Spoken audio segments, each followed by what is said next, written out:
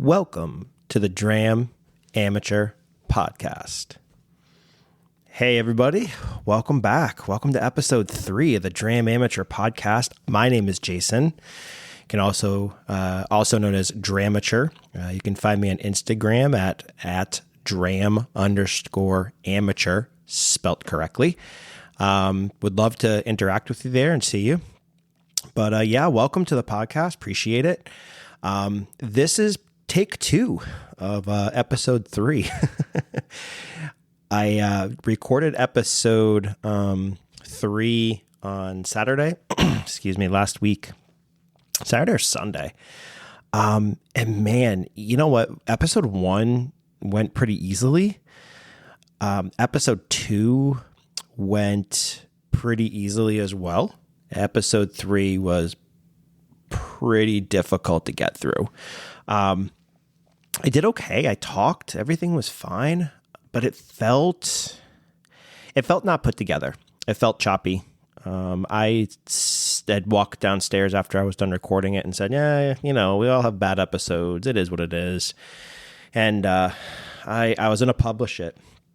But then I'm thinking, and sorry, I have a frog in my throat, so I'm struggling. So I'll try my best to make it happen here. But I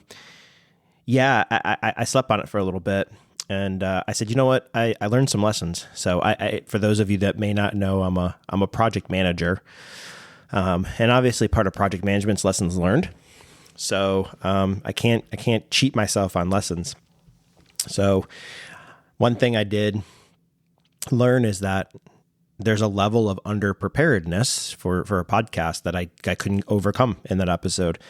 So I said, you know what? I'm going to take a step back and I'm going to figure out what works for me to be prepared. So first things first, I'm wearing headphones for the first time. Sorry. That's probably never going to get edited because I don't know how to edit yet. So you're just going to have to bear with that. But I'm wearing headphones for the first time. Finally figured out how to hook up headphones, which was pretty simple. I was just an idiot. Told you I'd be honest. And my wife, we do another podcast, her and I, and I found out too that all I need is a headphone splitter for it to work for both of us. So dumbass, that's me. I learned. Thank God to YouTube, and thank God to the people that put out take the time into putting out those videos to tell me all these things, because it helped me. So I'm actually listening to myself in my ears, and it's really kind of, I don't know, it's kind of cool. Like I kind of feel like I'm immersed in it, and I can hear actually my voice the way that it sounds on the mic, which is pretty cool. So hopefully, hopefully the audio quality is good. But yeah, the other lesson I learned was show notes. Yeah, so I probably should have read like articles. It's like, hey, how to set up a podcast, how to prepare for a podcast. No. Sometimes I just jump right in, especially something like this. Like I said, right? I told you guys early on, like I am not a professional. I'm not trying to be a professional. I'm trying to have a creative outlet to share stories with you guys. So that's what this is. So, I didn't think I'd need show notes or whatever, right? But actually I do. And I sat down with this one and filled up a page and a half. And it was actually pretty cool to be able to do, because now I have a structure in what I am going to go over today. I thought it's pretty cool. So, new part of the episode from now on, because in episode 3, take 1, which was a complete failure. I'd say complete failure. It's just a failure. I definitely was struggling how to transition from kind of like the intro that I just did into like the topics and stories. So, I decided that I'm going to do, in this episode. So, ladies and gentlemen, in this episode, we'll talk about a fun little time I had with my boy Troy and driving out to one of my probably favorite liquor store in North Georgia, and seeing my favorite liquor store owner as well. We'll talk about that, and we're gonna be talking tequila. Yeah, look at me getting all swanky with like cool terms. We're talking tequila today. So I'm going to share a little information with you guys about tequila. I think it's pretty interesting. I shared it on my most recent post, but especially about one brand. Learned a little bit about them. Thought it was pretty cool. So I'm going to share that with you guys today. So, all right, let's get into it. So on this past Saturday, my favorite liquor store, Max's, over in Johns Creek, Max's Bottle Shop. The owner's name is Ritesh, and hopefully I don't screw up this up again where I just keep on saying Max. The dude's name is not Max, it's Ritesh, and respect that, right? But yeah, we took a drive out to go see Ritesh, Troy and I, because Ritesh posted that he had some amazing rums that came in, and I'll talk to you about those here in a little bit. But Troy, my good friend Troy, is the tequila guy. He is probably the main reason I started getting into tequila. He has learned a lot. He's learned alongside me as well, which has been pretty cool to learn together on things. We do have different palates. I will say that we do appreciate the same pours, and I'll talk a little bit about that later. But we do have different palates, which has been kind of fun because Troy is not really a big bourbon guy. He has tried bourbon, struggled with it, but he's trying to find his area that he likes. He thinks he likes ryes, so we've been kind of playing around with ryes. And he says he likes rum as well, so he's starting to enjoy rum. We cracked one of the bottles that we bought, and I'll talk about that here again in a little bit too. But he's starting to explore different things and try to find his palate. And we all know everyone's palates are different, right? So you respect that, and you find out what works for you. So yeah, Troy and I took a trip out, and the trip started with Troy showing up at my house with an unopened bottle of Siete Leguas Añejo. Man, one of the brands I've wanted to try. I literally, as soon as he walked in the door, he was holding it. I went and grabbed glasses, and he laughed at me. He goes, "Dude, I thought we were going to do this after we drive out to the liquor store." And I'm like, "Oh, we can do that too, man. No complaints. I'm good with that." I want to tear right into the bottle and be like, "Let's go. I want to try this." Siete Leguas is one of those brands that a lot of people talk about, additive free, good tequila. Relatively inexpensive too. So he showed up with that, and I was pretty excited about that. But anyway, we put it on the table, and I'm like, all right, let's go. Let's drive out. So we hopped in the Toyota 4Runner, my beast, and we headed out to Max's Bottle Shop over in Johns Creek. It's about an hour drive from my house. And this was the first time Troy and I really kind of spent some time together, driving, just kind of talking, right? And it's cool, man. This is one of the reasons why I love this stuff, right? And I love doing this stuff because you get that time together, right? You get to understand each other, talk to each other. Yeah, we hang out at the bar every Monday night and after we play cornhole and do all that stuff, right? But it's just different environments. You talk about different things, and it allows you to kind of bond together and build a friendship together. So it's kind of cool. And like I said, Troy and I have really obviously built this friendship over playing cornhole and sharing experiences and stuff like that. But now we have some more in common than we already did. So it's really cool. So we drove out, had great conversation, enjoyed the ride out there, and finally arrived at the Mecca. I love Max's Bottle Shop. Ritesh is an absolute fantastic person. He is humble. He is nice. He does not bullshit you. Oh, I probably shouldn't have said that because I don't know if I have a rating on this thing. Okay, now I need to fix that. But he doesn't beat around the bush. One thing I actually appreciate about Ritesh too, and I'm not saying I don't like the brand or don't like the product, but Ritesh did not like the way distributors for Buffalo Trace and Sazerac were handling the distribution of product. So Ritesh does not carry any Saz product, any Buffalo Trace, Eagle Rare, any of that stuff. So as a business owner, right, you have to respect that, right? You respect that the way that distributor handles themselves for them and others may work, but if it doesn't work for you, then you don't do it. You don't honor it. So pretty cool that he did that. So my main reason to take Troy out was to introduce him to the tequila section because I've been into Max's here in the last probably 2 months now, and I was just amazed by what Ritesh had in the store from a tequila perspective, and it's really impressive. So I brought Troy out to see that. But I wanted to bring up a point here really quick before we dive into the tequila story and the what we purchased story. One of the other reasons I drove out to Max's Bottle Shop was because they did a store pick recently that Ritesh told me about that last time I was in there. So it is, and I'm looking at it now. So bear with me as I tell you all the deets here. So it's a store pick for charity. This charity. All the proceeds from the bottle went to the wife of Tracy Johnson. So Tracy Johnson recently passed away after a 16-month battle with brain cancer. He was a Clemson Tiger. He was a fullback for Clemson, and he unfortunately lost his battle with cancer, like I said, with brain cancer after 16 months. He left behind 6 children. 1 grandson and 1 granddaughter on the way. So for me, a family man with 3 kids of my own, really hit close to home.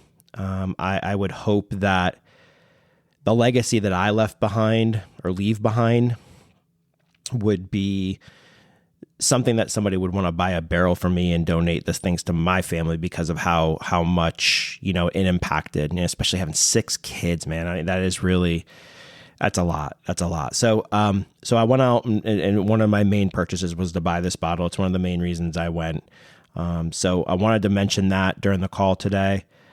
His wife wrote a letter that's displayed at Max's Bottle Shop.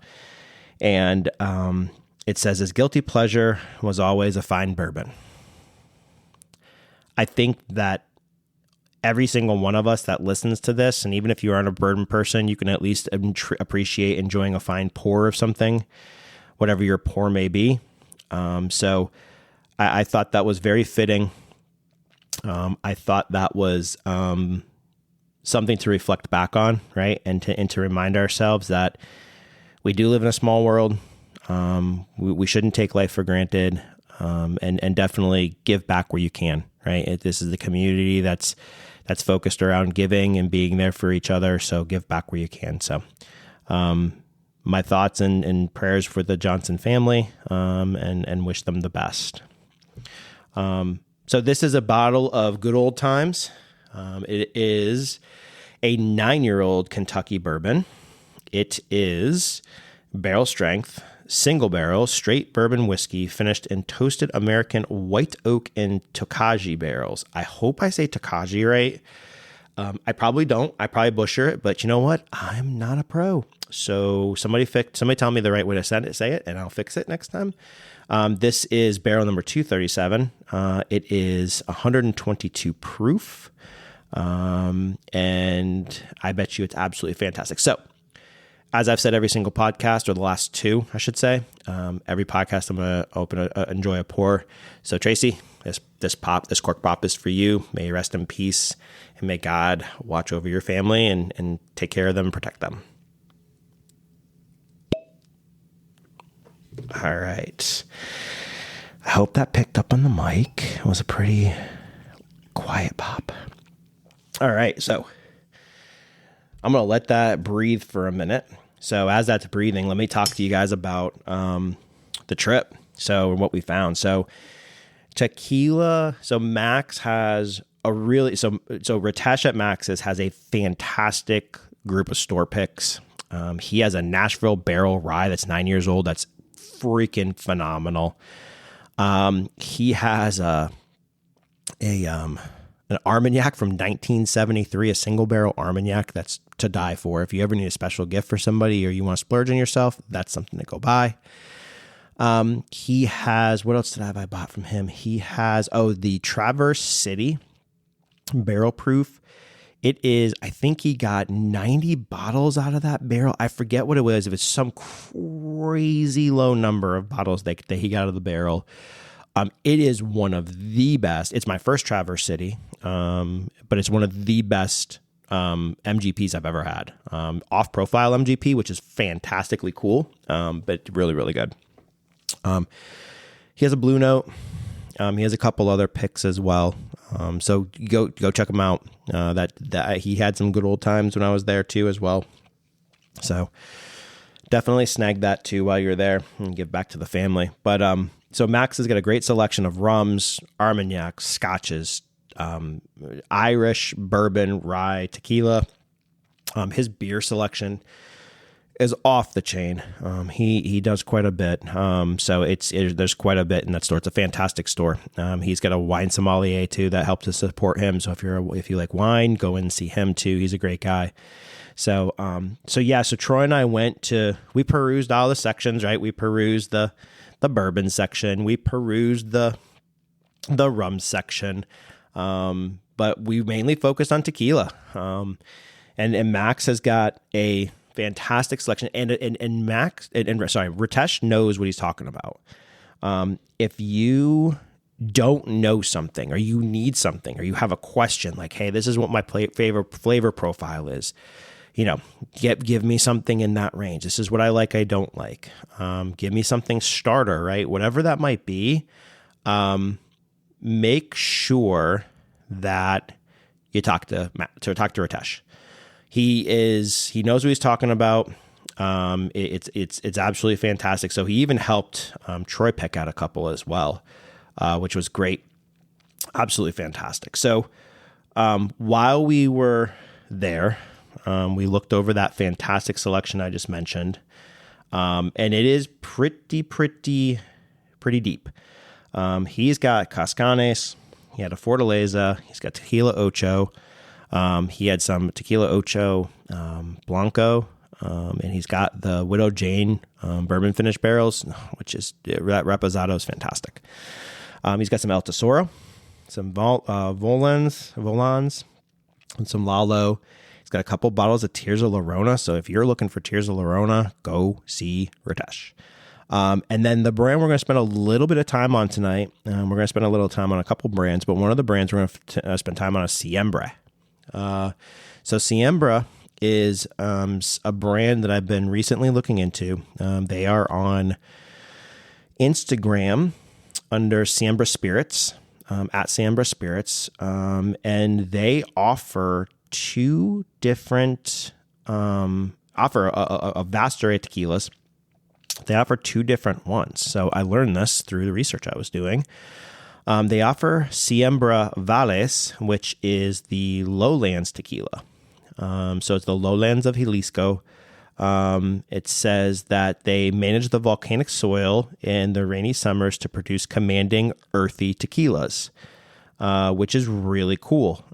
So then it's very different than Siembra Azul, which is agave that is sown in red clay soil. So the difference there between the volcanic soil and the red clay soil in the highlands region of Jalisco, where proud tequileros, I can't talk tonight, sorry about that, produce approachable citrusy tequilas. So very different depending on where the agave is grown, which if you didn't know that about tequila, really cool fun fact, there's lowlands and highlands tequila.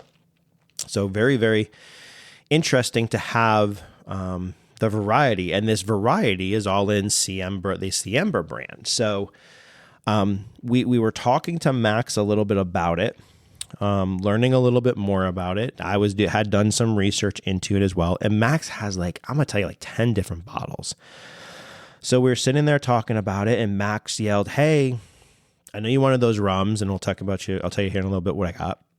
But did you want the Siembra Valles?" And I said, "Well, what one was it?" I said, "I saw the picture." I said, "I didn't know if I wanted to buy it or not yet. I looked online. I couldn't find anything about it. All I could find is the brand. What is it?" He says, "A Joven." I'm like, well, okay. Well, I know Blanco. I know Reposado. I know Añejo. And I know Extra Añejo. What the hell is a Joven? So a Joven is a blend of Blanco and Reposado. So I said, all right. So he says it's an anniversary blend, limited release, do you want it? I'm like, yeah, you know what? I'll take it. Cause that would be my entrance into Siembra. It'll get me a pretty cool bottle that I can't find everywhere. So it'll give me something to really kind of jump in feet first. Very special bottle, right? And I do this sometimes to myself, but really jump in feet first and see if I like the brand. So we continue to kind of peruse over the tequila. Troy ended up purchasing quite a few. He ended up purchasing a Siembra Azul reposado. So don't forget the Azul is the lowlands. If I got that right, did I remember right? I think I did. And he brought a Siembra Valles Blanco. So he bought both of those. He didn't buy a Volans or a Valens, but he decided not to, so he bought those. I bought for tequila. I bought the Siembra Valles Joven, which I talked to you guys about. And then I bought a Guyana 1998 24-year-old rum, finished for 20 years in a port cask. Aged 2 years in Guyana and finished 20 years in Europe in a port cask. Let's let that sink in for a minute. But anyways, I won't geek about that right now. And then I'm going to butcher the name. I bought two other ones. Izotier. Izotier, that's what it is, Izotier. So it's Isautier. Many thanks to Rum Revival for the proper pronunciation of Izotier. I had to go watch his reel in order to make sure that I pronounced it right. So everybody go follow Rum Revival. Dude is fantastic. He knows his stuff, much smarter than I am. But he's fantastic. I love everything he puts out. He's a great guy. Can't wait to meet him sometime. But yeah, the Azotea. So I bought two of those, both 16 years. One of them is molasses. It made out of molasses, and one's made out of sugar cane. And the island that they're made out of is actually on the Indian Ocean on the other side of Africa. So pretty cool to be able to get two of those bottles. And then we both bought a Cascanes Still Strength. So my friend Jordan, as much as he loved the Cascanes Añejo, he's like, dude, you need to buy the Still Strength Blanco. He said, it is absolutely fantastic. You need to get it. So I said, okay. So both of us snagged about all of that off the high regards from Jordan. And then we each bought a Fortaleza Blanco batch 150 or lot 150. So a little bit more about that here to come. So had a great time there. Spent time talking to Ritesh. I got to try a 10-1 rum that he had. That was his personally. And that was a Trinidad and Tobago blend. Oh my God, it was good. I've never seen a bottle, that bottle anywhere. I looked for it even online last night and didn't see it. But I know it's a little older, but man, is that thing good. Holy cow. Really good. And then I cracked the Joven with them because they were all like, if you buy it, you're going to crack it. And I think they said it jokingly, thinking that I wasn't going to do that. But listen, that's why I buy this stuff, is to share it and have everybody appreciate it. So we cracked that Joven and everybody tried it and they absolutely loved it. So really excited for that. But so we got done there, drove all the way back to my house, and come to find out, I didn't know Troy didn't have any plans. So we ended up grabbing some pizza, and heading back to my house, and we went on a tear through bottles. So we cracked the Siete Leguas first, the Añejo, and it was good. I'm starting to see that with me, I like Añejos. They may not be my favorite. I like extra añejos, obviously, too. And it's going to be pretty special for me to really like it. They seem to be, on the flavor palette for me, a little tamed down, a little bit smoother. I like a little bite. I like a little kick. I like a little the peppery, alcohol-y feel to it. So Cascanes Añejo is fantastic. If you can get a bottle, check it out. The Fuente Seca 7-year that my friend Pints, Pipes, and Drams Michael gave me is really good as well. So really two good añejos there. But we sat down, had that first, great añejo, and then we started digging in the Siembres. So we cracked the Siembra Azul and the Siembra Valles, Siembra Azul Repo, and the Siembra Azul Valles Blanco. that Siembre Valles Blanco is one of my favorite Blancos. There is no ifs, ands, or buts about it. I was really impressed with it. The repo is very different. I'm starting to really realize the absolute difference between all of the reposados and blancos and añejos and blah, blah, blah, right? I'm really starting to see the difference on them. This repo was, man, it had this like, it almost reminded me of like a little bit of like peaty, like a scotch, right? Like peat. It had this like smoky quality to it, but it wasn't as strong, obviously, as scotch. But man, was it good. It was so different. And I told Troy, I said, it's bottles like this that make me want to keep buying things and trying things and not going too crazy, right? Stick with the brand you like, stick with the brand you appreciate and you love. But man, it was so good. It was really, really good. So we then went to the Hoven, which we both were just like blown away by. It was absolutely fantastic. It was unreal, which was a lot of fun to drink that. And then we cracked open the Cascane Still Strength. I had a pour of that. That Still Strength Blanco is very, very, very, very, very complex. There's a lot of complexity to it. And I'll explain here a little bit. So I drank it and I was so blown away by it. I'm like, okay, give me another small pour of the Valles Blanco, the Siembre Valles Blanco. Tried that and I'm like, man, this is so amazing. This is so good. I like it more than the Cascanes, blah, blah, blah. And Troy's like, do you really though? And I'm like, yes, man. I'm like, I need to go buy a bottle of this. And it's like $55 or $50. It's cheap, man. Tequila, like good tequila is so inexpensive right now. It's so refreshing from the bourbon world right now. So then I went back to the Cascanes and I'm like, I take a swig of it. I'm like, oh yeah, okay. Yeah. That Siembre Valles is still, whoa, wait a minute. And that Cascanes like just evolves and you're like, oh wait, oh, that's good. And then like 5 seconds later, you're like, oh man, that finish. And it's like, it's still there. So man, it's funny because I was trying to compare the Siembre Valles Blanco and the Cascane Still Strength Blanco, and they're completely different. Like you can't, for me, you can't pick one out. And the Siembre Valles Blanco was a high proof Blanco. It's not still strength, but it was a high proof Blanco.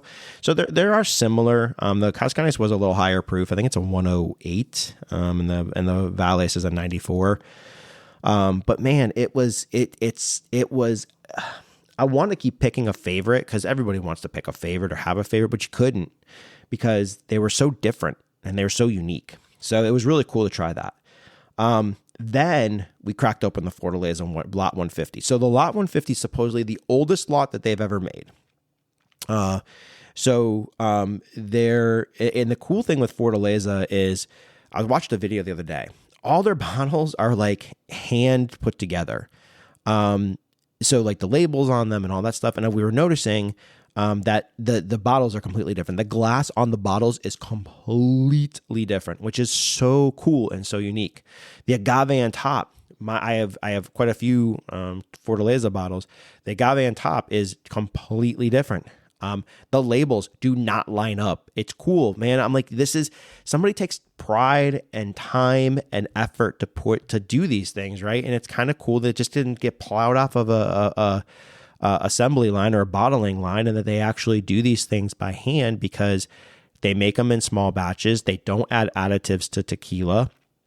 These are additive-free tequilas that I'm mentioning, and that they are done with pride and quality and passion, right? So it's really cool to see that. So when I opened the Fortaleza 150, Blanco Lot 150, we were blown away.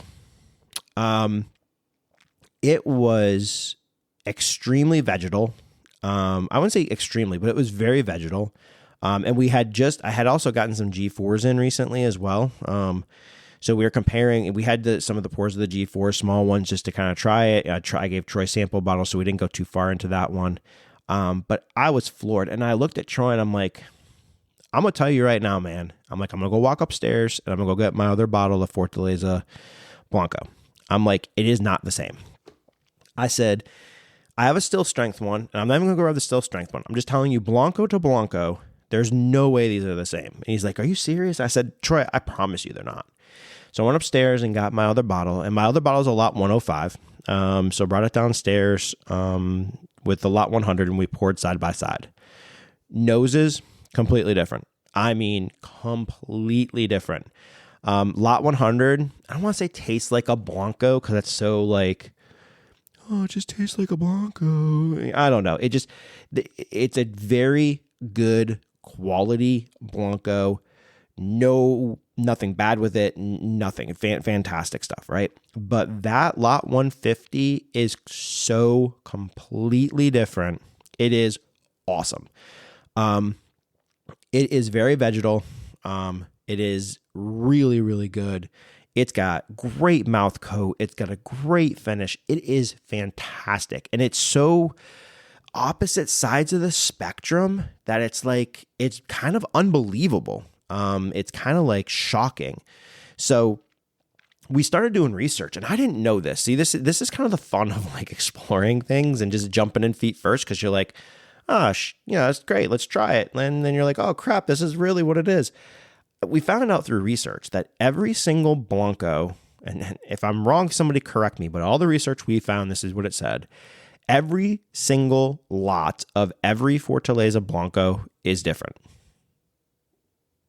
Think about that, what that means for hunting, for my budget, for my limited space in tequila.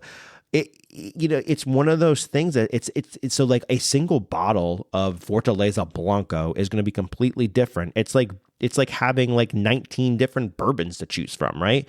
It's like owning a Old Forester and a Four Roses and a Bardstown and all these different Buffalo Trace and an Eagle Rare, like all these different brands or types or whatever. Just the Fortaleza Blancos are all different. I'm like, rest in peace, my liquor budget. Rest in peace, the space where I keep all my stuff. So, man, it was really interesting. There are supposedly some banger lots that I had not even known of, but man, really cool. And that just gives me a little bit of extra incentive now to, look, right? If I see a Fortaleza Blanco, don't just pass it up and be like, oh, I already got one. What is it, right? Which one is it? And the other thing too, check the price, right? I bought a Blanco before that was $80, right? And that's fine. If liquor stores want to pay, just spend, charge that's fine. But like, it's a $55 bottle, So like, and it's not so bougie that you can't use it in mixed drinks. So my wife likes margaritas. I like ranch waters, right? So I can use it in either one, whatever. But yeah, I mean, do I want to use it? No, I'll maybe find something else. But anyways, but still, you can still use it, right? So having extra bottles of it, you can make mixed drinks and appreciate it as well, margaritas or whatever. But yeah, that now makes me want to keep track of all the tequilas I have, the lots that they're in, especially Fortalezas, and if I find lots I don't have, I'm probably going to end up buying it. So. But we've also been talking too. So that was our trip Saturday. But we've also been talking too. Tequila season might be ending. Listen, I'll be honest with you. Summertime for me, I've never had this happen before, but like it's been not as bourbony. I've enjoyed the bourbons. I've enjoyed the rums. Rums definitely. Some rum's a summertime thing. I think it's a wintertime too. I think rum's an every time thing. I think bourbon is too. Don't get me wrong. I'm not trying to be so, siloed with it. But yeah, for some reason, it's just drank really hot this summer. All the bourbons I've had, I've drank just really hot. Still have them occasionally from time to time, but I think this little trip down tequila, tequila lane, tequila circle, to tequila rabbit hole. I think this little trip down the tequila rabbit hole has been fun. It's definitely been something interesting. I don't know, like I said, if it's going to continue through the summer now or the winter. Will I continue to buy bottles? Yes. Fortaleza Winter Blend is on the buy list. But yeah, I mean, it's I don't know if I'm going to drink it as much in the winter time, in the fall time, as I do the summer. But we'll see, right? I'm not going to say no to it. I'm not going to say yes to it. Like tonight's probably going to be a bourbon night. I've been looking at a whole bunch of bottles on my shelf that I haven't had in a while, and I'm like, oh man, I need to have a pour of that. So, and I got a couple bottles I need to just polish off too, but they're just so good I don't want to. But anyways, yeah. So I think that tequila. I don't know. We'll see if tequila takes a back seat in the wintertime, but it's good, man. I'll tell you. I know some of you are mad at me that I'm maybe inviting you down the tequila rabbit hole. When you look down that hole, just look really closely. Promise I'm down there holding my hand up, like, and I'm not going to pull you in and like drag you down it, but I'll hold your hand and get you into the hole. But yeah, it's definitely something that if you haven't explored it, try it. If you want samples, right? If you want a sample of something, text me, right? Hit me up. I'll send you a sample of something. That way you can try it, right? There's a lot of good with it. I think it's really fantastic stuff. And the quality stuff, the additive free stuff is the stuff you want. So watch people like Louis Fern on Instagram. Watch somebody like the Tequila Collective on Instagram. Those are the people that are going to steer you in the right direction, that are going to introduce you to the right tequilas, and you're going to be okay. Louis Fern has single-handedly pretty much told me every tequila I should buy, and I've been following his advice, and I'm not mad yet at one bit. So it's been pretty cool. It's been great. So, but that's the end of the episode. I got through it. Holy crap. I just realized it, man. 36 minutes flew by. Holy crap. But man, all right. So notes. Notes, right? Podcast notes work. That was really good. In this episode was cool. I didn't overshoot my in this episode. I got to everything, because that was one of my fears, that I'd be like, in this episode, we have topic A, topic B, topic C, topic D. And I'd be like, oh, we only got to topic A. Not good. Not good at all. But yeah, we got the top with the one topic, which is good. So I'm really happy about that, or two topics we had, which is really good. So, all right. So lesson learned. I'm going to continue doing this. But again, guys, thank you guys all for listening. Episode 2 just dropped today. Really excited about you guys all jumping on, listening, giving me feedback. The response has been fantastic. The number of listens has just been fantastic as well. Like I'm really honored that you guys are doing that. For all the shout outs in your Instagram, and your Instagram messages, in your Instagram reels, in your Instagram posts, in your Instagram stories, I completely appreciate every single one of you guys. If this thing starts hitting even more and more and more listeners, I'm like truly humbled by it. And I couldn't do it without you guys. I appreciate that you appreciate the candidness of this, the honesty of it, the stories. Hopefully I continue to engage you and I'm not that boring, because I'm probably pretty boring in real life. But anyways, really, really, really cannot thank you guys enough. And I really look forward to continuing to do these things. This is really fun. And I'll have a great time with it. So I appreciate every single one of you. I will thank you every single episode, because you guys are the people that help make this successful. You help me have a little bit of good time and interact with it as well. And I appreciate it more than you could ever imagine. So thank you from the bottom of my heart. Thank you. Have a great night, or great day, whenever you're listening to this. And we'll see you in episode 4. This has been the Dram Amateur Podcast.